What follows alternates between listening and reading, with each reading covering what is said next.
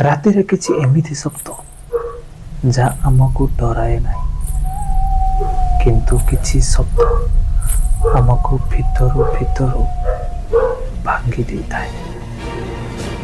ଆଜି Odia horror files ଗୋଟେ ସେଇ ଶବ୍ଦର କାହାଣୀ ଆପଣମାନଙ୍କ ପାଖକୁ ନେଇ ଆସିଛି। ଭୟ କର ନାହିଁ, ଇୟରଫୋନ୍ ଲଗାଇ ଦିଅ ଆଉ ଆଖି ବୁଜିକି ଏଇ କାହାଣୀଟି ଶୁଣ। ଏଇ ଘଟଣାଟି ଗୋଟେ ଛୋଟ ଗାଁର।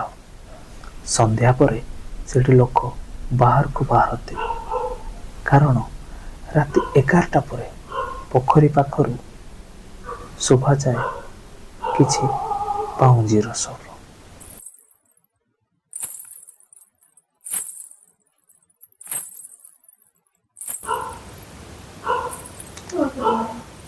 ସେ ଶବ୍ଦ ଧୀରେ ଧୀରେ ଆସେ, କିନ୍ତୁ ରାସ୍ତାରେ କେହି ନଥାନ୍ତି। ଗୋଟେ ରାତି ନନ୍ଦିନୀ ଏକା ଘରକୁ ଫେରୁଥିଲା। ହଠାତ୍ ନନ୍ଦିନୀ ପଛରୁ ସେହି ଶବ୍ଦ ଶୁଭାଗଲା।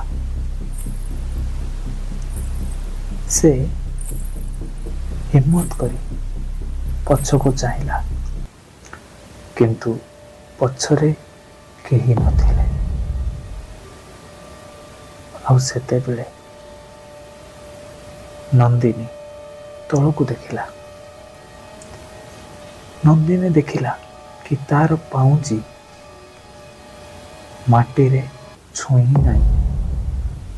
ସେ ଚାଲୁଥିଲା, କିନ୍ତୁ ତାର ଶରୀର ପୂର୍ବରୁ ସେ ରାସ୍ତା କଡ଼ରେ ହିଁ ପଡ଼ିଥିଲା।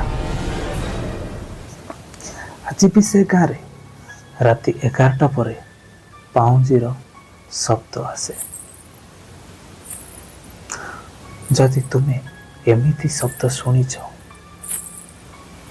ତାହେଲେ କେବେ ବି ପଛକୁ ମୋଡ଼ିବ ନାହିଁ, କାରଣ ସେ ଶବ୍ଦ ତୁମର ବି ହେଇପାରେ।